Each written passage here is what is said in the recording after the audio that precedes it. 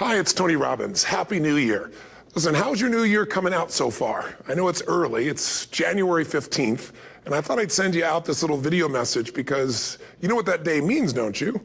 January 15th is the cutoff. Statistics show that 95% of the people that actually made a New Year's resolution have already broken it by today. And that's if you even made a resolution. Now, if you're the exception to that, I'm thrilled for you, and I support you, and I say keep rocking it. But if you've missed, maybe I could drop you a quick little message or two here that can help you not only recover, but get way beyond just making some New Year's resolution and make some real lasting change in your life. I mean, think about it. Most people don't even make a resolution anymore. Why? Because they've made them from years and years and years, and they know they're not going to follow through. So after a while, who wants to disappoint yourself? Who wants to be upset with yourself? Why even bother to set a new standard for this year? You know it's going to be the same as last year. If you're the kind of person watching this right now and you've actually opened this email and you haven't shut me off already, then obviously that's not you. So the question is, what is it that makes us even want to make a resolution? I mean, it's an interesting question. Why is it at the beginning of a year we have this tradition, but it goes beyond tradition. It's something inside of us that makes us want to make things better. And I think part of it is the calendar gives us this idea that we could have a fresh start, that we could start from fresh and have this great victory. And it's really, the calendar itself is quite arbitrary. It's wonderful to use it, but if you didn't use it effectively, let's use the calendar to serve you today. Let's just see, what does it really take to make this thing happen? Because there's no denying that inside of you, the only thing that's going to make you happy in the year ahead and the decades ahead is going to be having you have an experience where on a regular basis, you feel like your life is making progress. If there's one thing I teach, and I want to remind you of it, it's really simple. Getting things is not going to make you happy. That's good news in a tough economy. It's a good reminder. It doesn't matter what you get. Doesn't matter whether it be money or opportunity. All those things might excite you for the moment. Even a relationship, as magnificent it may be, might be exciting for a while. But if you don't keep growing, that relationship isn't going to stay exciting. So the secret to real happiness is progress. Progress equals happiness. And if we can make progress on a regular basis, we feel alive. And that's why at the beginning of the year, we get this thing like, okay, I can have this fresh start. I could really do what my soul desires. I could expand. I could grow. I could improve. I could change. Or maybe better than change, I could progress. See, think about that. Progress is an aliveness to it, doesn't it? You don't have to work at changing. People say all the time now, well, I'm working on changing. Don't worry about it. You don't have to work on changing. Change is automatic. Your body's going to change whether you want it or not as the years go by. And no matter how hard you work, there's going to be some changes going on there. The economy is going to change no matter what you want it to do. The weather is going to change. Relationships are going to change. Everything in life is always changing. We don't have to work on change. Change is automatic, but progress is not. So if you want to make real progress, then you really got to look at your life in a different way. You got to say, I got to take control of this process and not just hope it's going to work out like people do who make a resolution. Because really, isn't that what they're really doing at the beginning of the year? They're saying, well, here's my resolutions for the year, and they really basically tell you their wishes. It's their wish list. It's what they hope it all comes together. And then they call it a resolution, but they don't know what a resolution is. When you resolve something, to have a resolution is to resolve it. When you've resolved, this is how it's going to be. That's when you cut off any possibility except the thing you've committed to. It's like the old adage, if you want to take the island, you burn the boats. Because when you burn those boats, there's no going back. You're going to find a way to make things work. And most people, they're stating what they hope will come together. And if it doesn't happen, then they're disappointed, but they're not too disappointed because they're not too vested. What does it take to successfully create a lasting change in your life? To not only have a New Year's resolution you follow through on, but really have a lasting change? Well, the first step for lasting change is very much like making a New Year's resolution. Fundamentally, it's the same. The first step is you got to have a vision for what it is you really, truly want. Not what you think you want or what you should have. I mean, what are most people's New Year's resolutions? I'm going to stop eating sugar. I'm going to stop smoking. I'm going to lose 10 pounds. The problem with that is it's not very inspiring for most people. It's not telling you what you're going to get. It's only what you're not going to do. And it's kind of hard to have you move forward with that. A vision is about what you're here to create. A vision that really works is one that excites you. If you say, well, my resolution, my goal, my outcome for this month, this week, this year is to lose X number of pounds, that's okay, but it's not very compelling. It has to be a compelling vision. It's got to have something that has the power to pull you, not something you have to push yourself to do. Those are two different kinds of motivation. Push requires willpower, and willpower never lasts. What will last is pull. Having something so exciting, so attractive, something you desire so much that you have a hard time going to sleep at night and you get so up early in the morning to rock it and take it to the next level. That's what you're looking to create. And that isn't easy to get. But one of the reasons we do seminars and events and we say, why do that? Why not just read a book or something? Is because when you get in an environment where you're with people that are being put in a peak state, like when you're going to a sporting event, if you watch a sporting event at home, it might have a certain level of excitement. But when you're in a stadium with 50,000 people, suddenly it has a whole different level of intensity. And we feel that. And the bottom line of our follow-through comes down to our emotional intensity. In a different state of mind, you're going to come up with a much better and a more exciting vision than if you're sitting on the couch going, okay, what are my new resolutions for this year? And you're doing it the morning after the new year has started and you're a little inebriated and the football game's on in the background. Probably not going to have the power of focus there. Probably not going to have the power of the energy to create something that's going to pull you for this year. And you got to do that. So it's got to be a vision that's compelling. Something that it's going to be a gift to make sure that it happens. And also, along with that compelling vision, you got to have strong enough reasons that you're going to follow through when the going gets tough. That's one of the biggest things missing for most people. They say, this is what I want to do. It's not very exciting. It's not very compelling. But most importantly, they don't have strong enough reasons to push themselves through what's going to be necessary to get that dream, to get that goal when the inevitable challenges come up. When you're starving, hungry, and you're trying to go on a diet, right? When you got no time and you're stressed out and you haven't worked out still, and that's what you're supposed to do. When the economy gets tight and what you thought you're going to do doesn't work, and so you give up on the goal instead of finding another way to get there. You don't let the fear take you over if you've got strong enough reasons. Those reasons can be positive, or those reasons can also be negative. They can be, if I don't do this, this is going to cost me. And if I do this, this is what I'm going to gain in my life. Reasons come first, answers come second. If you get a compelling vision and you got strong enough reasons that will push you through the tough times, you're going to do things other people don't do. Instead of collapsing, even if you get off target, you won't go, oh, I blew it. You'll get right back on target, make the change, make things happen. And I know you've done this in many areas of your life. Just think about it again. I'm not teaching you something really new here today. I just want to remind you of what your soul knows. You got to change, you got to improve, and you got to go through a simple process fundamentally to make that progress. First step, vision that's compelling. Second step, make sure that there's strong enough reasons to follow through. Third step, you got to review it and feel it every day. I mean, anything. Have you ever had this happen in your life? Has there been anything in your life that you've ever wanted so badly? You were so desirous of it. You had such a hunger for it that you couldn't stop thinking about it. Could have been a career move, could have been when you were a kid, a car, it could have been a relationship, it could have been anything, but you were obsessed. You wanted to make this happen. You wanted to attract this to your life. You just wanted something. And you didn't even know how to get it. But it was so compelling to you. You kept thinking about it every day, envisioning it, imagining it, feeling it. And then stuff happened.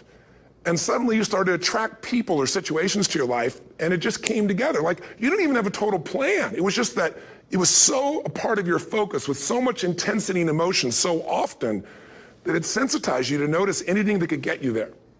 There's a part of your brain called the reticular activating system. For short, we call it the RAS. That part of your brain determines what you notice in the world. And it's really important because when you set a goal, when you get really clear on a vision and there's strong enough reasons and you review it enough and it becomes a part of you, that part of your brain says, anything that relates to this, I need to notice. It's like, did you ever buy a certain kind of car or maybe a certain outfit and suddenly you see that car everywhere or those outfits everywhere? Well, you know, the cars were always around, but why do you see it now? Because your RAS knows this is important. This is part of my world now. Similarly, when you really get clear and it's compelling and you're reviewing it every day, you've got strong reasons and you're reviewing it every day and you're feeling it, the brain becomes incredibly acute at noticing anything to get you to move forward. And so that's the power of this. So, you know, what do people do with a New Year's resolution? They come up with something they kind of want. It's not a compelling vision. They don't really have strong enough reasons, and they never review it again until they notice that they broke what they said they really want to have make happen, because they didn't really resolve. If you resolve, you got the vision, it's compelling, you review it daily, and you feel it, you envision it, and you experience it. Simple as it sounds. Now, ultimately, what is this really about? Ultimately, if you're going to have lasting change in anything, you're really talking about just raising your standards. I mean, I always tell people, if you want to know how to change your life, I give it to you in 3 words, boring as it sounds: raise your standards. And what does that mean? corny as it sounds. Raise your standards. Oh, thank you for the breakthrough thought, Tony. I'm glad I wasted my time watching this little email with you. But think about it. Lasting change is different than a goal. You don't always get your goals, but you always get your standards. Maybe it would help you is to think about it this way. I try to explain standards to people with a different set of words. Think of it as everybody in life gets their musts. They don't get their shoulds. Like, think about it. Most people have a list of shoulds, don't they? Don't you have a list of the shoulds, things you should do, you should follow through on? I should lose some weight, I should work out more, I should make more calls, I should respond more rapidly to my email, whatever, you know? I should get into the office earlier, I should be, more confident. Whatever your should list is, people love to have their should list be met, but it's kind of like New Year's resolutions. If it does, it's really exciting, but if it doesn't, which is most of the time, it's a little disappointing, but you kind of know it's not going to happen. But when you decide something is a must for you, an absolute must, when you cut off any possible, you say, I'm going to find the way or I'm going to make the way. Human beings, when they resolve things, when they make a real resolution inside themselves, which is they raise the standard and they make it a must, they find the way. Think about it in your own life. Haven't you had some area of your life where you raise your standard and your life has never been the same? Maybe at one time in your life you smoked cigarettes, or you did something and you did it for years and you kept trying to change it and kept telling yourself I should. And then one day something happened. Something just clicked you over. Something took you over that kind of tipping point.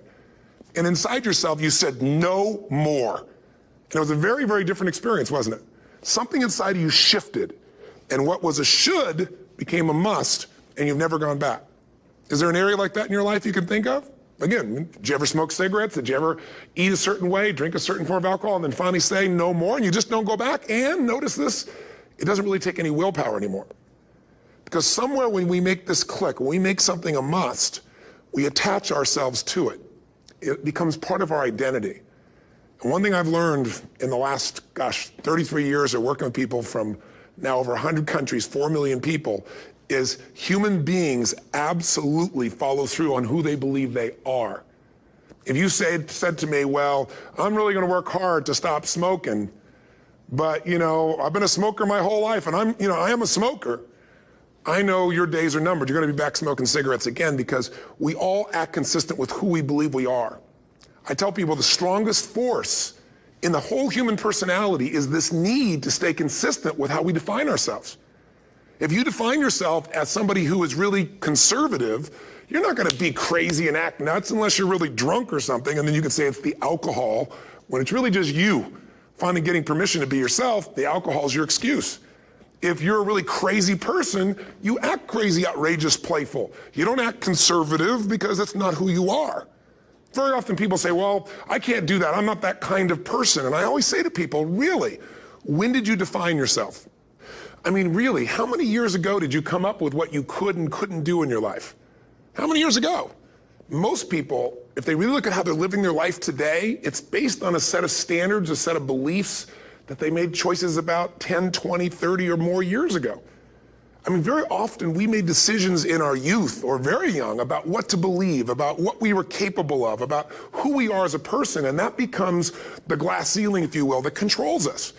There's a corny metaphor, but it's true. I remember one time I was with my family at the circus, and there was a person there, and they had this big, giant elephant. And you look at this elephant, and they take this little rope, put it around the elephant's neck, and they drive this stake into the ground.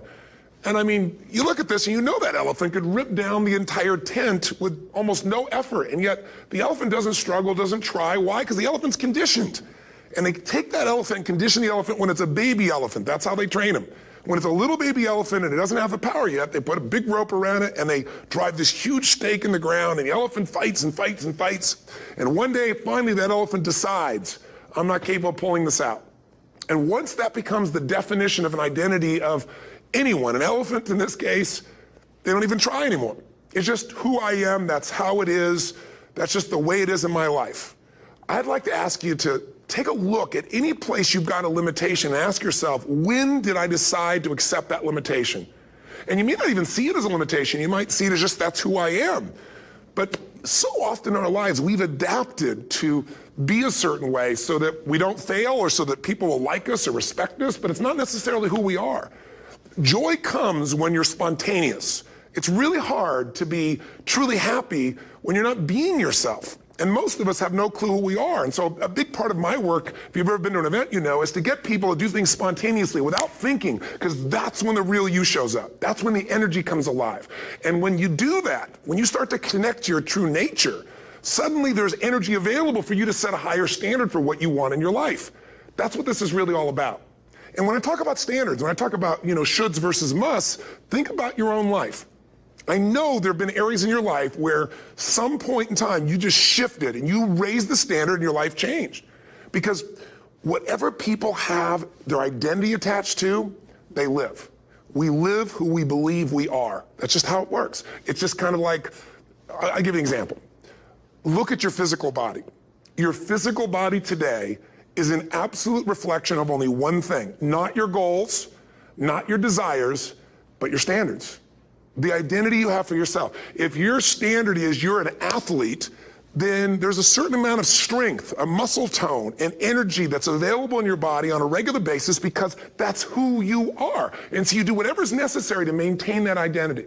Again, the strongest force in the human personality is this need to stay consistent with how we define ourselves.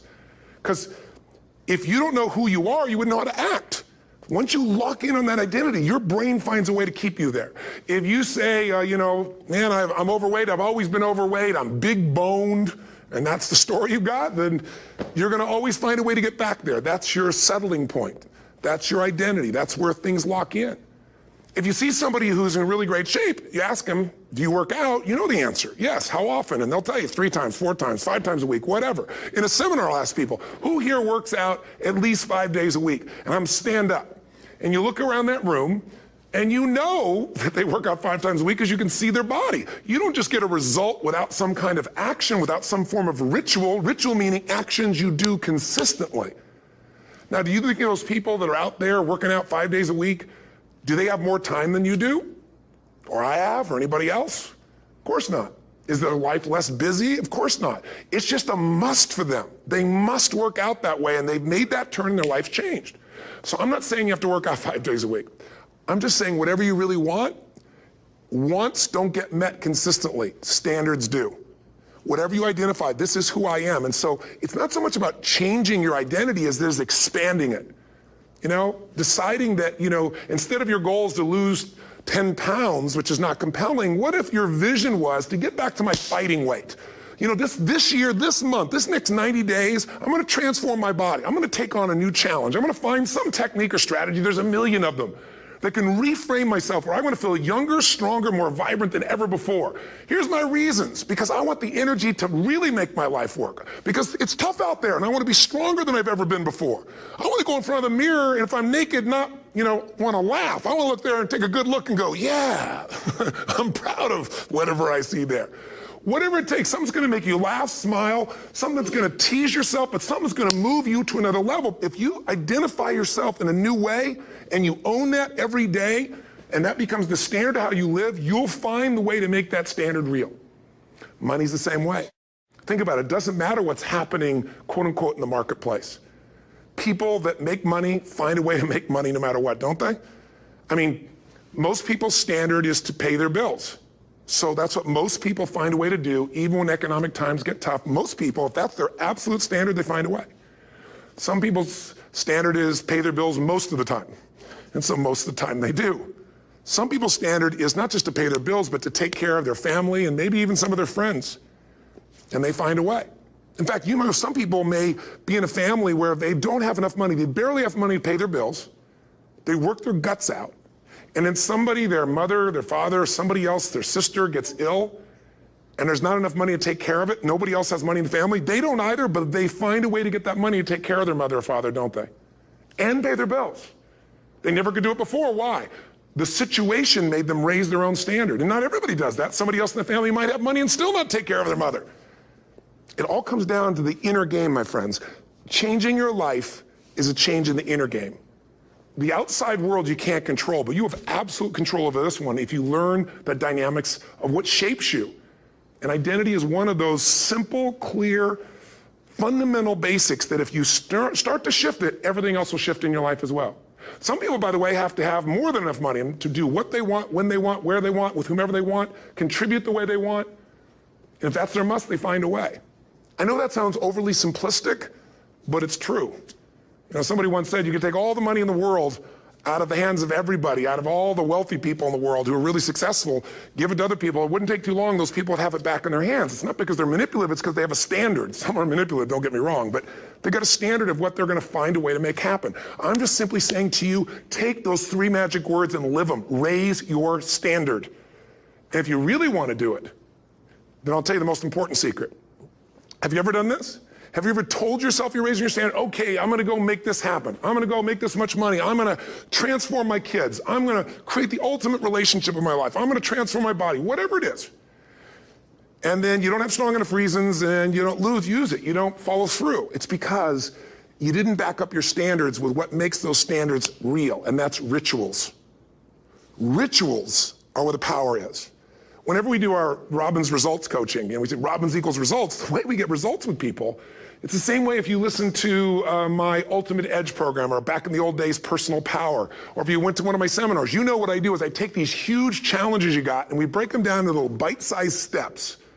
Little things you do each day that after you do them, you get so much momentum that it's easy to succeed. You're not overwhelmed. You have these victory day after day after day on little things. If you went through Ultimate Edge, I'm sure you learned about the hour of power, or the 15 minutes to be able to be fulfilled, or 30 minutes to thrive, where you literally just condition your body and emotion with a couple little rituals. So it doesn't matter what's going on in your world, you feel that strength, and it's not fake, it's not some pump up, it's coming from inside you, and it works. Rituals define us. See, all the results in your life are coming from your rituals. They start with a standard and then have rituals that follow it up. Like, for example, if you are where you want to be physically, you have very different rituals than if you're not where you want to be physically. If you're overweight, you and I both know you got a different ritual than if you're physically fit. Completely different.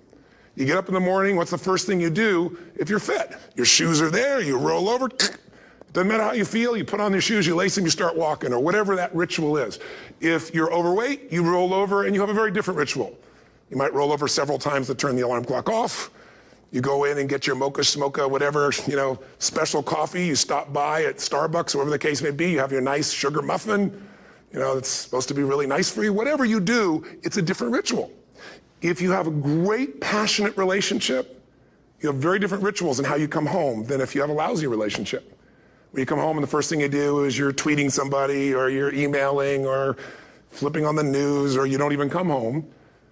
What are the rituals? Whenever I study people that are successful, what I look for is what's the standard they hold themselves to, and then what are all those little rituals that add up? Because think about it. Success and failure are not giant events. They don't just show up. You don't just suddenly become successful or suddenly have this cataclysmic event that makes you fail. It may look that way, but failure comes from all the little things. It's failure to make the call. It's failure to check the books. It's failure to say, I'm sorry. It's failure to push yourself to do things physically that you don't want to do. And all those little failures day after day come together until one day some cataclysmic event happens and you blame that. That event happened because you missed all the little stuff. Do you agree with me? And success, by the way, is not some overnight event. It's all these little things. Success is having a vision. Success is making it compelling. Success is really seeing it and feeling it every day with strong enough reasons. Success is feeling the sense that I'm here to grow and I'm here to give something to the world more than just myself. Success is caring about other people. Success is calling and saying, I love you in the middle of the day for no damn reason. Or sending a note. That'll change your relationship. Have a ritual of something funny, playful, or a surprise you do. How many relationships are dead today because they have no surprise rituals anymore? You need to have some rituals, some cool things you do that nobody else does that gives you a better life than anybody else has. All the little stuff. That's where success comes from. In business, it comes from delivering more than anybody could imagine. All those little things add up. People go, wow, that's who I want to do business with. It's true in any area of your life. So if you look at somebody who's really successful and you think, wow, I mean, they're so amazing, they're such a genius, you got to dig underneath and you got to remember something. People are rewarded in public for what they've practiced for years in private. Myself and my business people say, how do you get up and speak? And you have no notes and you go for 3 days and nights and the room is like, everybody's wired and it's incredible. It's like a rock concert. How do you do that? How do you have that confidence? Well, it's not confidence, it's experience now. But I did so much behind the scenes and I still do to make things right. I mean, How many people would know that since the time I was 17 years old, before I walk out on stage, still do to this day, wouldn't need to do it, but I still do it, I never walk out there without being in an absolute peak state of mind. You know, there are days my back is hurting, my throat was hurting, or I may have had a challenge, or my father passed away, and I've still got to deliver for these people because my standard is give my all every time. Every event has to be better. Talk to anybody who's been to our events for 5, 10 years, some of our trainers, and I'll say, I don't know how he does it. He always finds a way to make it better. That's not an ego thing. That's a standard in me. I have to find the way. And my ritual, though, is I prepare, I think, I gather new information, I figure out how to put something across better. What do people need? I spend time with our customers. I see what's going on. And before I get on stage each time, I have this little ritual to put myself in a state of mind. And I did it starting like 17 years old. I started doing it. I'd say, I now command my subconscious mind.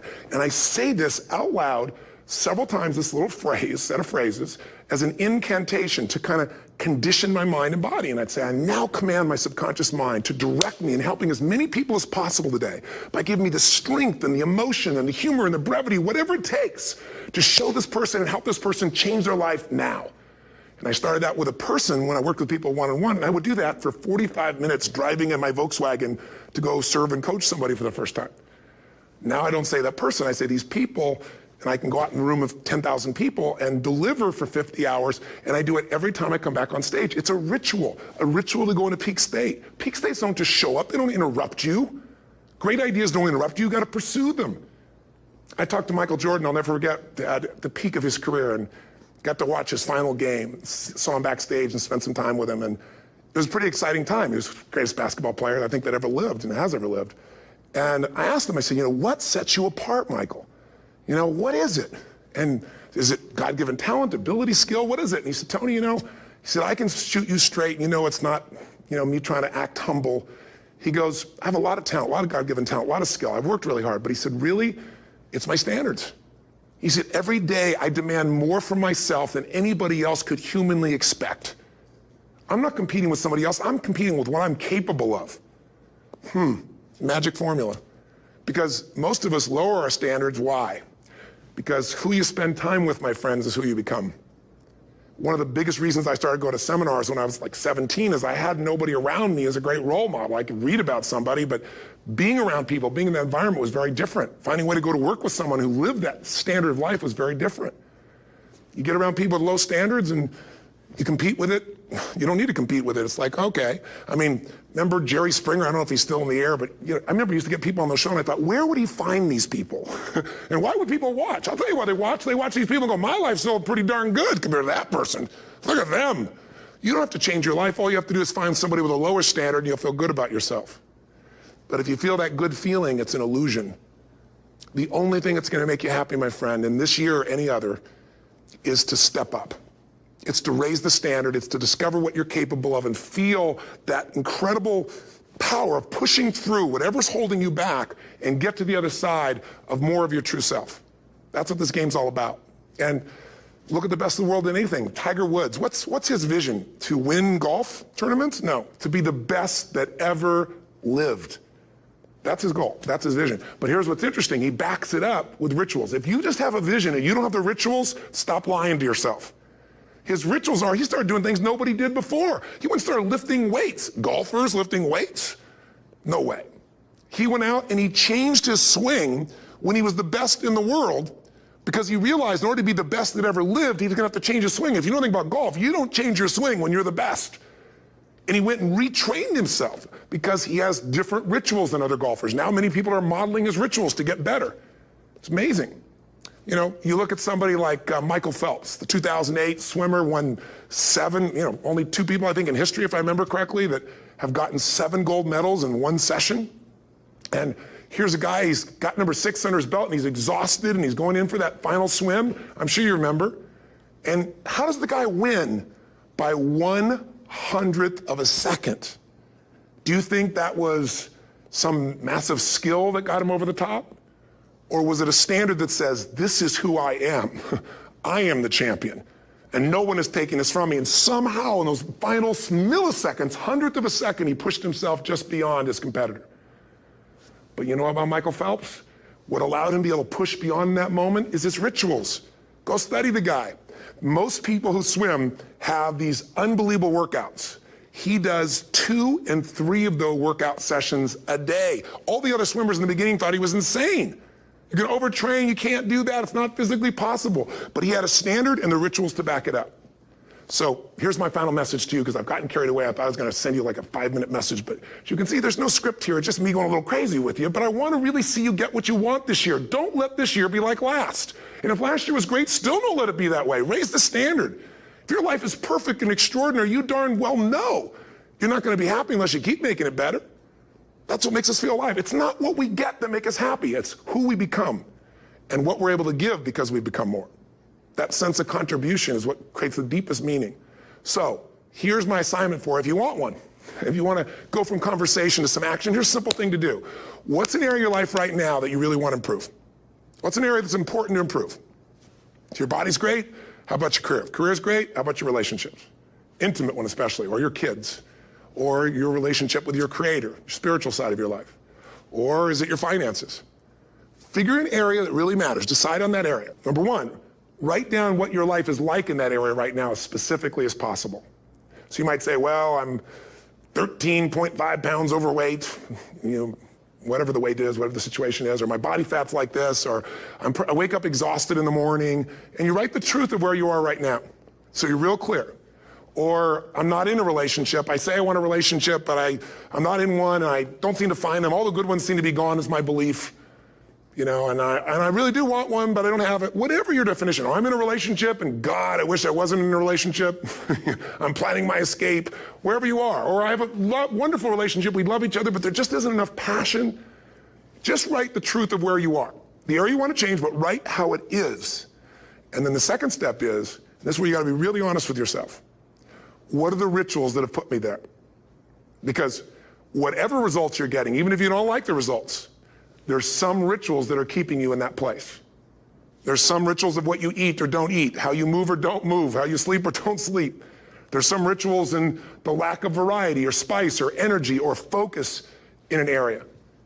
There's something you're doing, and it's usually not one thing, it's a bunch of little things that you kind of do consistently whenever you think about getting in a relationship, whenever you think about working out, whenever you think about money. You get yourself in a state of overwhelm. You start thinking about all the things you can't control. Just write down all the rituals you have, and then here's the third step. What do you want?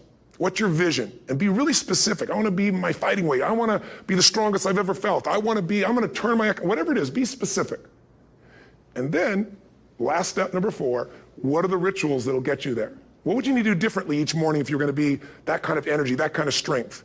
How often would you work out? What days would you work out? What time? A ritual is something you do consistently, usually at a specific time, so it becomes automatic. Let me tell you something. Willpower doesn't last, but rituals can last a lifetime.